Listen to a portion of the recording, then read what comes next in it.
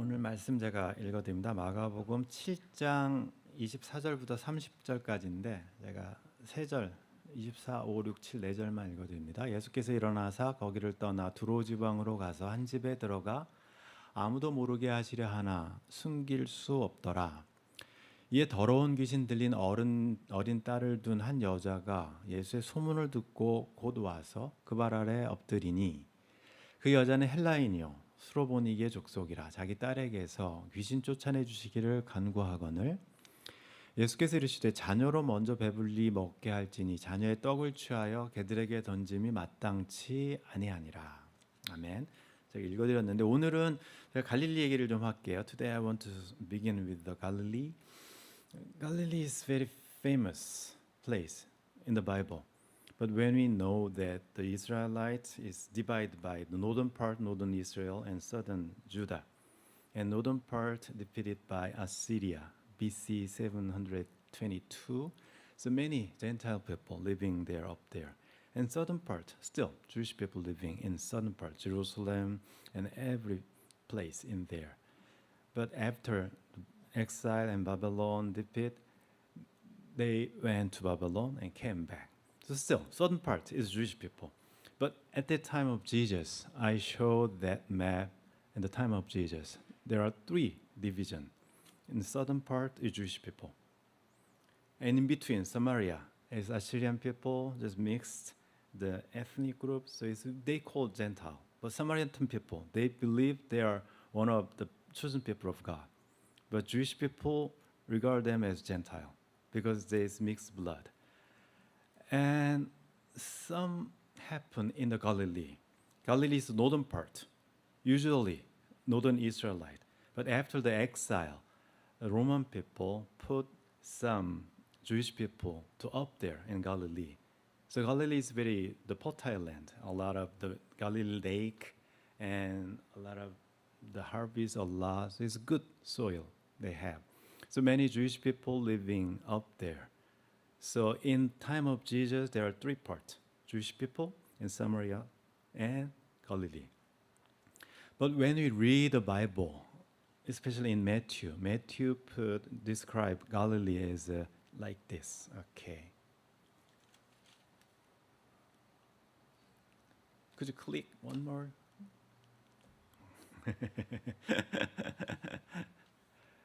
Matthew chapter 4 and 15, he said Galilee as a Galilee of the Gentiles.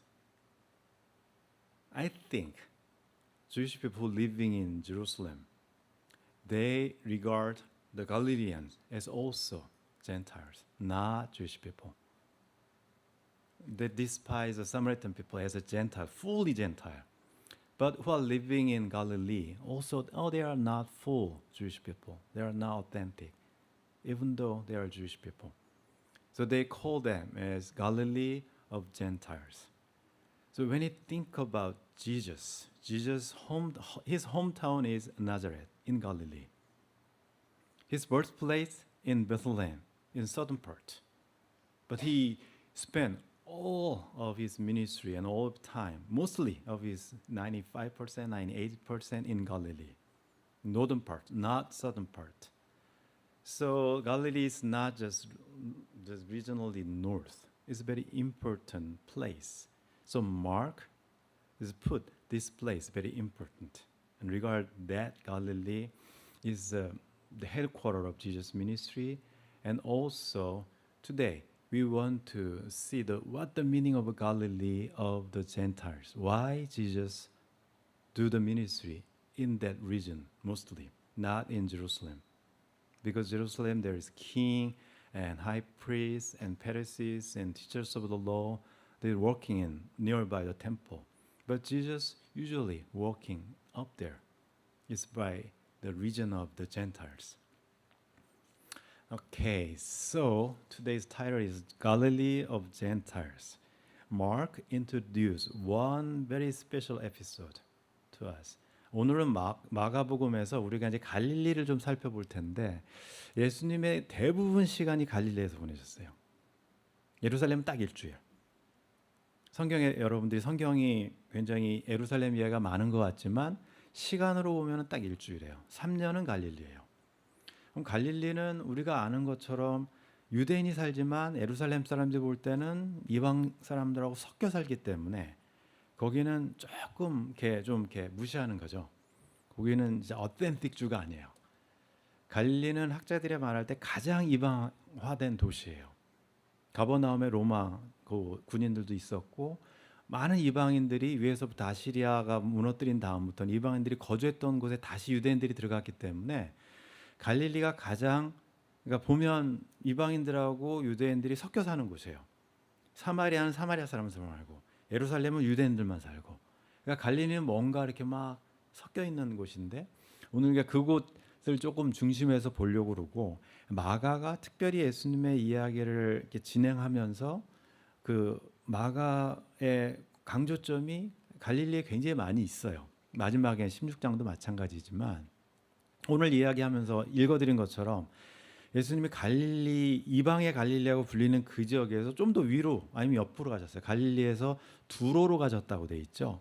두로의 한 집이니까 아마 예수님은 유대인이니까 두로에 사는 어떤 유대인의 집에 가셨을 거예요. 여기서 이제 여러분들이 그 상상을 하면서 보셔야 돼요. 두로는 저렇게 돼 있어요. 그러니까 갈릴리가 있으면 갈릴리에서 한 20마일 쪽 바닷가 쪽. 이 두로와 시돈이라는 곳이에요. 성경에 여러 번 등장해요. 구약에도. 언제 등장하냐면 다윗 왕이 성전을 지을 때 가장 좋은 백향목은 두로와 시돈에서 수입을 해왔어요. 그 나무 가지고 성전을 지었을 정도로 두로와 시돈은 백향목이 나는 곳이었고 또 해양 도시였기 때문에 거기는 뭐 샌프란시스코 같은 곳이에요. 굉장히 많은 배들이 왔다 갔다 하고 부자 동네고 그래서 두로는 그 당시에도 부자 동네. 하지만 성경에서 구약에서 두로를 이야기할 때는 부자다 보니까 교만해져서 하나님한테는 항상 좀 악한 세력. 유대인들한테는 악한 동네가 두로예요. 근데 예수님께서 그 두로에 가세요. 이게 지금 젠타일 리전으로 들어가신 거예요. 이방인 지역으로 완전히. 그나마 갈릴리는 이방인하고 유대인하고 섞여 있는 곳인데 그쪽으로 가셨어요. 정확한 이유는 모르겠어요. 하도 사람들이 몰려드니까 예수님께서 좀 쉬려고 그쪽으로 이렇게 바닷가 휴양지니까 바닷가로 좀 가셨을 수도 있고 아니면 우리가 아는 것처럼 두로와 시돈에서 굉장히 많은 사람들이 이미 예수님의 소문을 듣고 예수님은 갈릴리 가버나움에서 계시는데도 불구하고 20마일이니까 멀지 않아요. 여기 산타크루즈보다 가까워요. 거기서 와서 예수님한테 병고침도 받고 예수님의 가르침도 듣고 그러니까 두로와 시돈에도 예수님의 이제 팬클럽이 있는 거죠. 그래서 그분들을 만나러 가신 건지 좀 쉬러 가신 건지 정확하게는 몰라요. 써 있지는 않으니까. 근데 우리가 추정하기는 마가복음을 이제 순서대로 읽다 보면 6장에서 무슨 일이 있었냐면 나사렛 고향에 가셨을 때 쫓겨났어요. 그래서 제자들 2명씩 보내면서 선교 여행을 보내셨고 그 이야기는 어느새 예수님을 배척하는 유대인들이 갈릴리에도 있어요. 예루살렘부터 와서 막 쫓아내니까 예수님이 그래서 유대인들 마을로 들어가기에는 계속 배척하니까 아마 이방 마을에 가신 게 아닌가 싶을 수도 있어요. 저희들은 잘 몰라요. 모든 촌에 두루 다니시며라고 성경에 마가복음 6장에 기록돼 있어요. 그 이야기는 나사렛에서 추방된 다음에 나사렛 도양의 사람들이 고향 사람들도 예수님을 반기질 않으니까 그러면 이방인들의 마을까지 이렇게 다녔을 수도 있어요. 저희들은 정확하게 모르지만 예수님께서 두로라는 어떤 마을에 아마도 유대인 집에 들어가서 좀 조용히 아무도 모르게 좀 계시고 싶었는데 소문이 나 있으니까 예수님이 두로에 왔다? 그럼 뭐 또 유명한 인사가 왔으니까 사람들이 몰려오겠죠. 거기에 찾아온 사람은 우리가 아는 것처럼 이름은 들어있지 않지만 어떤 사람이 소개를 해줘요. 더러운 귀신 들린 딸을 가진 여인이에요. 본인이 귀신 들린 사람이 아니고 딸이 귀신이 들렸어요. 그러니까 딸이 아프면 예수님이 치유의 능력이 있는 걸 알고 벌써 귀신을 여러 번 쫓아냈다는 걸 알기 때문에 예수님은 이제 쫓아와서 귀신을 이제 없애주기를 원하는 거죠. 그래서 그 소문을 듣고 와서 예수님 바로 앞에 딱 엎드려요. 예수님은 조용히 하고 싶었는데 두로까지도 이제 그럴 수가 없는 거죠. 마가복음은 여러분들이 보시면 예수님은 끝까지 8장까지는 시크릿 계속 자기가 누군지를 알리질 않아요. 근데 예수님이 누군지를 아는 것은 대부분 이방인들이나 귀신들이에요. 유대인들은 몰라봐요. 수로보니게 여인도 예수님이 왔다는 소식을 듣고 예수님한테 쫓아와서 이제 도움을 구하죠. 적극적으로 구하죠. 마태는 이 부분을 어떻게 기록하냐? 이제 마가가 여기를 좀 더 자세하게 이 여인에 대해서 기록을 해주는데, 이 여자는 헬라인이다, 이방인이다, 정확하게 얘기를 해요. 유대인 아니에요. 헬라인인데 수로보닉의 족속이다. 그러니까 레바논 근처예요. 이게 페니키아, 시리아 페니키아라고 돼 있어서, 페니키아가 알파벳 시작한 동네인데 거기 출신이가 레바논과 조금 북쪽이지만 거기 출신의 사람인데 이방인이다, 이렇게 얘기를 해줘요. 그러니까 수로보닉에 우리나라 말로 번역을 하다 보니까 굉장히 이상하게 돼 있지만 시리아 페니키아 뭐 이렇게 돼 있어요. 그 사람이 와서 예수님한테 이제 귀신을 쫓아내 주십시오 하고 구하는데, 마태가 복음에도 똑같이 이 부분이 기록이 되어 있거든요. 근데 마태는 여기를 기록할 때 어떻게 기록했냐면 이렇게 기록해요. 가나안 여자라고 기록해요. 이방인이야. 이방인은 맞는데 이 사람이 그냥 조용히 와서 예수님한테 도와주세요, 그게 아니고 소리를 질렀다고 돼 있어요. 소리 질러서 그 중에 오니까 예수님이 왔다는 걸 알고 막 엄청나게 자기 딸을 위해 소리를 지르는 거죠. 제자들이 참다 못해서 예수님한테 부탁하는 장면이 나와요. 마태복음에 보면 좀 이 여자 좀 어떻게 좀 해결해 주십시오, 예수님. 도저히 못 살겠습니다. 너무 시끄러워서. 아마 자기 딸이 귀신 들렸으면 엄마들이라면 충분히 그 심정이 이해가 갈 거예요. 해결책을 찾았는데 가만히 있겠어요? 저희들이 성경책을 읽을 때, 그 마가복음 읽을 때 이 여인이 이름도 없지만 엄청나게 끈질기게 지금 그 예수님을 찾아오는, 문제 해결을 위해서 찾아오는 사람으로 저희들이 인식이 되죠. 제자들이 좀 조용히 해달라고 그랬으니까. 마태복음에 보면 제자들이 예수님한테 와서 그 여자한테는 얘기도 못해요. 상대가 안 되는 거죠. 못 이겨요. 못 이겨요. 그 정도면 못 이기니까 예수님밖에 해결 못하니까 예수님 제발 좀 가라고 하든지 귀신을 쫓아주든지 어떻게 좀 해주십시오. 성경책을 읽으면서 저희들이 이런 부분을 보면 예수님께서 비유로 말씀하시는 부분이 있어요. 누가복음에도 있는데 마태복음도 있고, 밤낮 부르짖는 기도에 하나님께서 응답해 주신다. 누가복음 비유에 있거든요. 불의한 재판관이 있는데 재판관이 못된 재판관이에요. 맨날 뇌물 받고 막 그러는 재판관인데도 불구하고 매일같이 찾아오면 귀찮아서 답을 들어주는데, 하나님은 불의하지 않고 공의한 재판관이시라면 하나님은 공의한 거에 대해서 다 들어주실 거다. 근데 조건이 누구냐면 대상이 택하신 자들이에요. 그러니까 누가복음하고 우리가 마가복음을 이렇게 보면서 수로보니게 여인은 택하신 자가 아니에요. 기도하는 거는 안 들어주나? 뭐 그렇게 되는 걸 수도 있어요. 그러니까 오늘 마가가 이 이야기를 왜 기록했는지를 잘 보셔야 돼요. 제자들이 예수님한테 마태복음에는 지금 저 여인을 좀 조용하게 해주십시오. 예수님이 뭐라고 가르치셨냐면 택한 자들의 기도는 들어준다. 그리고 방금 지난주에 말씀드린 것처럼 예수님이 지금 지난주의 사건은 음식 갖고 싸웠어요. 정결법 갖고. 이 음식은 깨끗하든지 아니면 더러운 게 없고 사람이 문제지 음식이 문제가 아니다. 그 얘기를 분명히 하셨기 때문에 제자들도 알거든요. 근데 지금 예수님께서 뭐라고 말씀하시냐면 이렇게 얘기하셨어요. 이게 저희들한테 굉장히 고민되게 만드는 구절 중에 하나예요. 저도 성경 읽을 때 예수님 너무 콜드한데 너무 한 거 아니야? 이렇게 말씀하시는데, 자녀들, 택한 자들이에요. 자녀들을 먼저 배불리 먹여야지. 지금 새치기 하지 마라. 지금 저 뒤에서도 지금 모자랄 판에 지금 새치기 해가지고 그럴 수가 없다. 자녀의 떡을 취해서 개한테 던져주는 그런 거 없다. 제가 방금 말씀드린 것처럼 예수님이 두로를 방문하기 전에 가르치신 건 뭐냐면, 제자들이 손 안 씻고 음식 먹었다고 율법학자들하고 한판 붙어가지고 음식이 나쁜 게 아니고 사람 속에서 나오는 게 나쁜 거다. 그걸 확대해서 저희들이 해석을 하면 이방인이든 유대인이든 음식이 깨끗하다면, 음식은 깨끗한 거잖아요. 사람의 문제지. 그럼 유대인이건 이방인이건 사람이 문제지 둘 다 깨끗한 거예요. 음식이 깨끗하니까. 근데 예수님이 그렇게 얘기해 놓고 지금 뭐라고 얘기하시냐면 이 자녀들한테 줄 거를 개한테 던지지 않는다, 이렇게 얘기하잖아요. 분명히 방금 전에 말씀은 사람 밖에서 들어가는 게 우리를 더럽게 하지 못하고 유대인이 아니라 이방인이라고 해서 그 사람들이 더러운 게 아니고, 택한 자들은 그 사람들은 무조건 자동적으로 깨끗하게 되는 게 아니고, 그런 이야기를 지금 하시니까 제자들이 옆에 서 있으면서 제자들이 기록한 건데, 이 부분을 좀 자세히 보려고 그래요. 예수님이 하신 말씀의 의도가 뭔가. 예수님이 분명히 유대인들의 속담을 그대로 말씀하신 건 맞는데, 그 말씀에 들어있는 의미가 뭔지를 우리가 파악하지 못하면 마가가 지금 예수님께서 두로 지방을 방문하셔서 처음 만난 사건의 의미를 이게 캐치하지 못해요. 의미가 뭔지.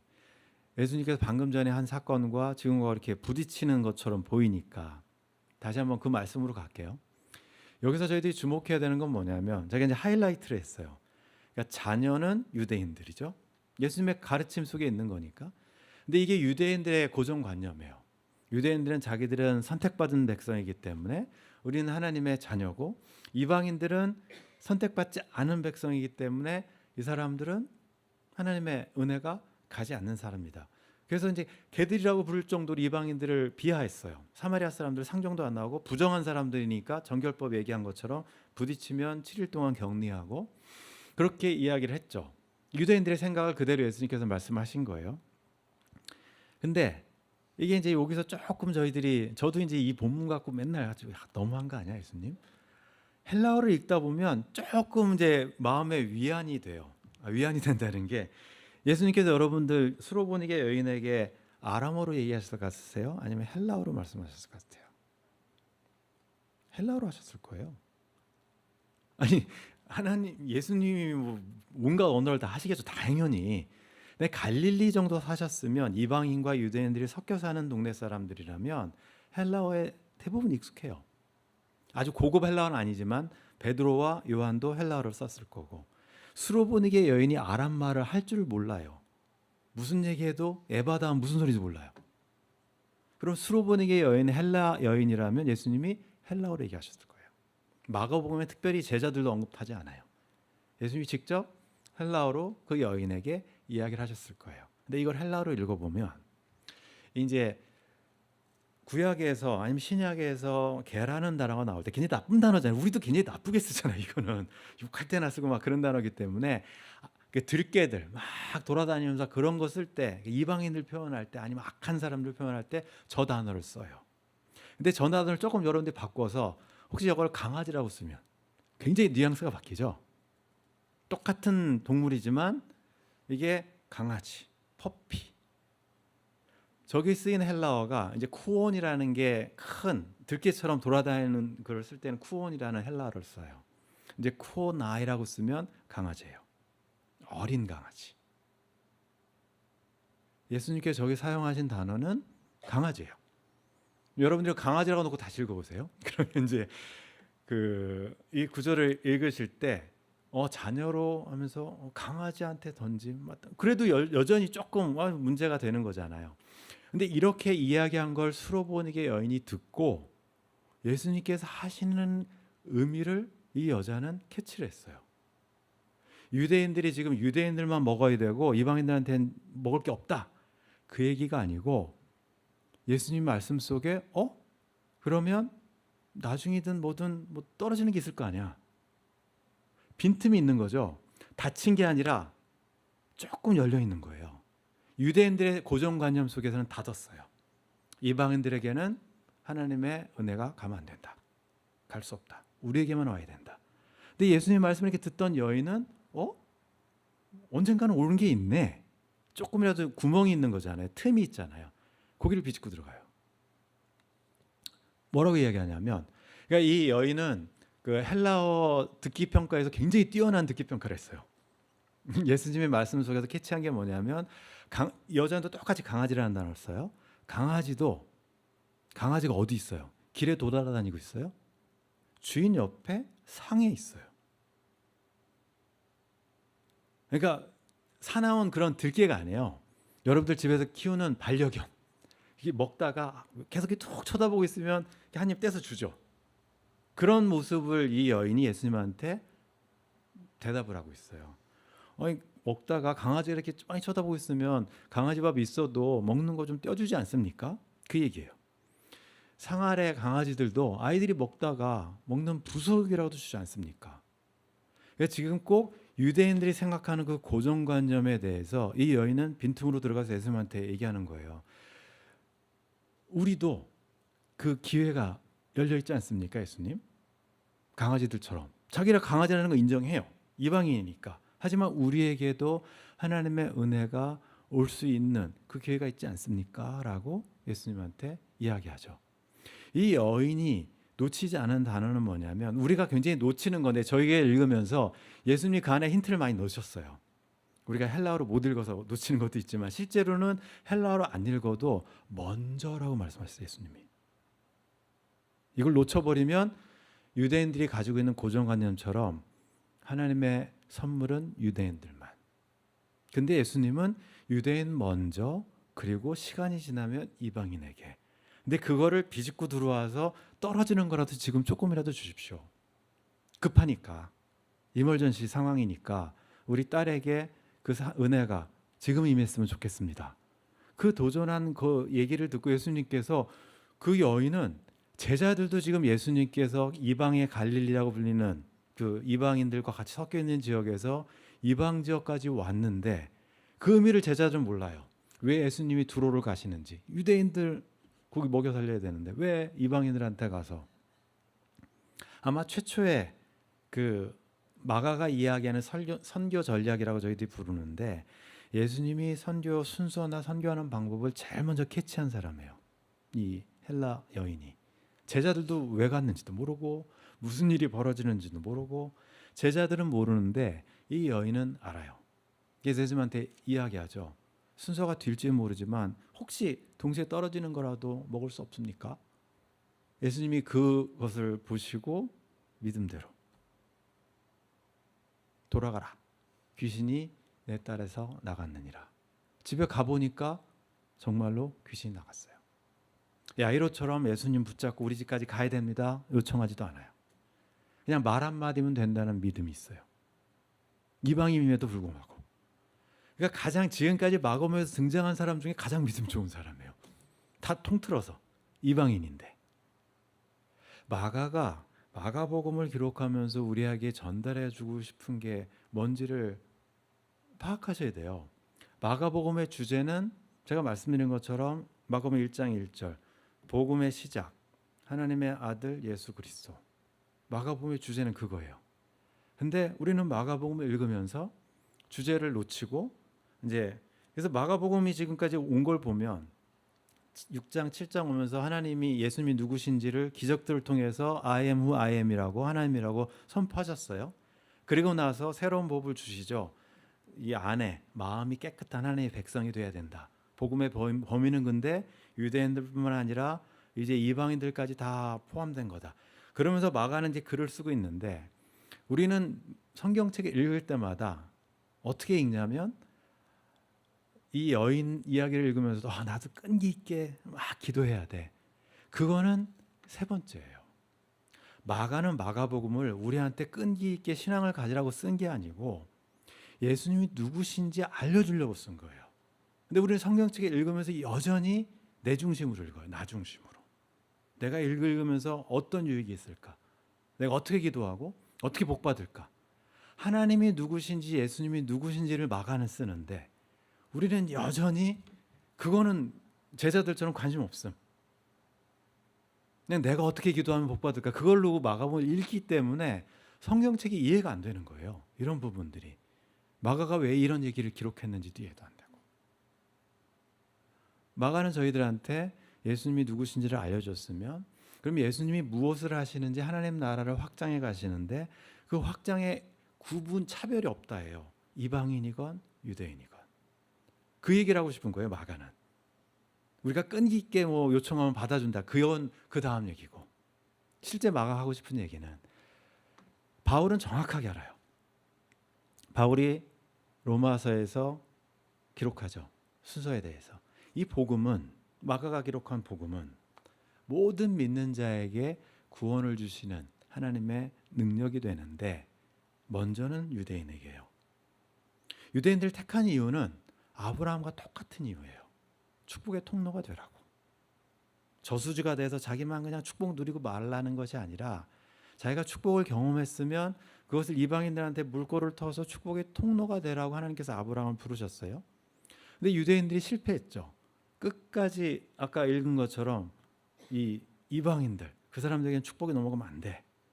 2000년이 지난 지금도 똑같아요. 그거는 전혀 안 변하더라고요. 우리 인간 본성이 그런 것 같아요.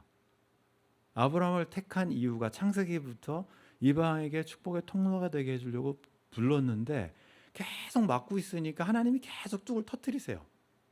포로로 보내고 나라 없애고 성전 무너뜨리고 그래도 여전히 깨닫지 못해요. 여전히 나만 우리만 유대인들만이 아니라 아마 신앙을 가진 저희들도 비슷할 거요. 나부터 나 먼저 순서도.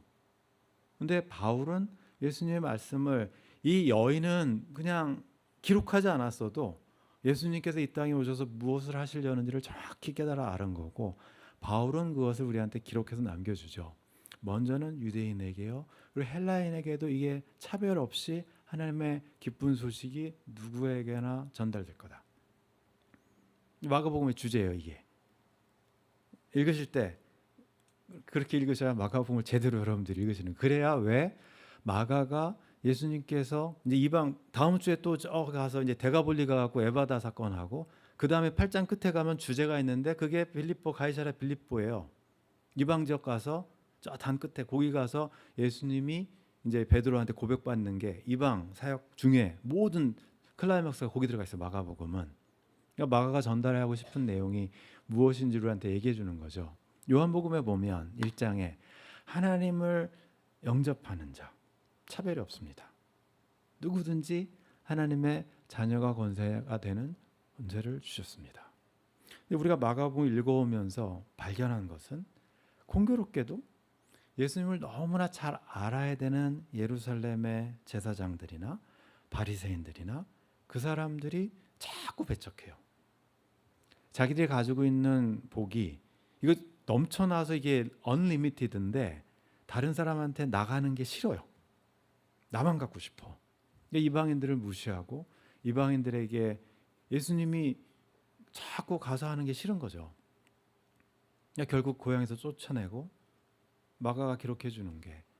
근데 요한은 우리한테 예수님께 이 땅에 오신 목적은 모든 사람, 영접하는 자, 유대인이건 그다음에 헬라인이건 아무 구분 없어요. 로마서에 보면 바울은 그래서 유대인도 자격 없고 우리 그리스도인도 자격 없고 착한 사람도 자격 없고 나쁜 사람도 자격 없고 오직 복음은 위에서부터 내려와서 은혜가 입혀지는 사람이지 율법 지켜서도 혈통으로도 안 된다. 그 얘기를 이제 로마서에서 하는 거고요. 요한복음은 똑같은 이야기를 하는 거고. 우리가 이 말씀을 이렇게 읽으시면서 제가 왜 이방의 갈릴리라고 했냐면 굉장히 중요한 지역이거든요. 예수님은 자기의 제자들을 자기가 지냈던 이방의 갈릴리에서 뽑으셨어요. 예루살렘에서 똑똑한 학자들 뽑지 않으시고 헬라 말도 잘 못하고 공부도 잘 못했던 사람들을 뽑아서 대부분 제자들을 이방의 갈릴리에서 뽑으셨어요. 아마 그게 더 효과적일 거예요. 이방 사람들한테 복음을 전하는 데는. 아마 예루살렘 그렇게 꽉 유대 자기 꽉 차 있는 사람들이 갔으면 이방인들 상종도 안 했을 수도 있어요. 처음에 바울이 그랬으니까. 그게 깨져야 되거든요. 예수님께서 아마도 이방의 갈릴리를 전초 기지로 삼으신 것 같아요. 예루살렘이 아니라. 그리고 거기서 사람들 이렇게 부르시죠. 제가 볼 때 지금 이방의 갈릴리가 여기 같아요. 산호세. 미국에서 가장 많은 에트닉 그룹이 모여 사는 동네. 문만 열면 이방 사람들이 가득 차 있는 곳. 이런 곳 없어요. 전 세계에. 여기처럼 많은 이방인들이 섞여 사는 곳이 없어요. 이곳에서 하나님이 찾으는 사람은 저 뭐 워싱턴이나 뉴욕에 있는 그런 변호사나 뭐 그런 사람들 안 찾아요. 그런 사람들은 못 섞이거든요. 어부들, 세리들, 사람들하고 잘 똑같이 사는 사람들, 그런 사람들을 불러서 하나님의 나라의 일을 맡기시죠. 아마 이 동네에 사시는 분들이 여러분들이 지금 이방의 갈릴리와 같은 도시에 사시는 분들이에요. 근데 안타깝게도 제가 만난 굉장히 많은 한인 분들은 선민이라고 생각하세요. 우리는 이방인이에요. 우리 이방인이에요. 젠타일이라고, 젠타일, 본 젠타일이에요. 근데 굉장히 많은 분들이 신앙생활 오래 하신 분들은 유대인으로 착각을 하세요. 택한 나는 선민이라고 착각하고 사세요. 여러분들은 이방인이에요. 그리고 여러분들은 이방의 갈릴리에 사시는 이방인이에요. 이방의 갈릴리에 사는 유대인들이 아니고. 그럼 왜 하나님께서 우리를 이곳에서 부르셨을까? 마가복음 읽으시면서 축복의 통로가 되는 게 목적이고, 예수님께서 우리를 이곳에서 조금이라도 사용하실 목적이 있으니까 부르셨을 거란 말이죠. 여러분들 착각하지 마시고, 여러분들은 아까 헬라 여인처럼 이방인입니다. 첫 번째. 유대인 아닙니다. 택함 받은 건 맞지만 뭐 선민 아니에요. 선민 그런 개념 없고, 우리가 이방인으로 부름 받아서 하나님의 나라에 이렇게 같이 조인하는 사람들이라면 마가가 하고 싶은 게 뭘까?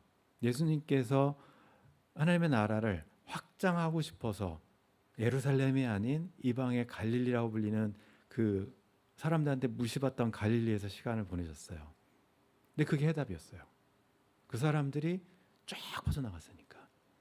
여러분들 이 지역을 놓고 기도하시고, 여러분들이 만나는 사람들이 대상이에요. 다 대상자. 한 주간 동안 지내시면서 만나는 사람들, 아, 이 사람도 내 선교 대상이구나. 내가 그 헬라 여인처럼 하나님의 나라를 전파할 수 있는, 거라사도 똑같잖아요. 그 사람이 가서 전파하잖아요. 예루살렘 사람들은 안 해요. 예루살렘 사람들은 너무 교만해져서 나는 왕이 사는, 성전이 사는, 교육 잘 받은 정통 선민이라고 생각해서 그런 거 안 해요. 만나면 아마 일주일 동안 격리해야 되니까 안 했을 거예요.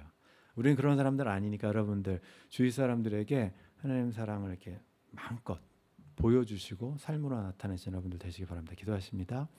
하나님 아버지, 저희들 말씀을 이렇게 대하면서 마가복음을 통해서 마가가 저희들에게 전해주는 하나님 그 핵심 이야기들을 저희들이 깨닫기를 원합니다. 예수님께서 예루살렘이 아닌 베들레헴에서, 예루살렘 근처에서 태어나셨음에도 불구하고 사람들에게 이방 지역이라고 불리던 갈릴리에서 거의 대부분의 시간을 보내시고, 그곳에서 제자들을 부르시고, 그곳에서 사람들을 주님께 끌어모으고 하나님 나라를 보여주셨던 것들을 저희들이 기억합니다.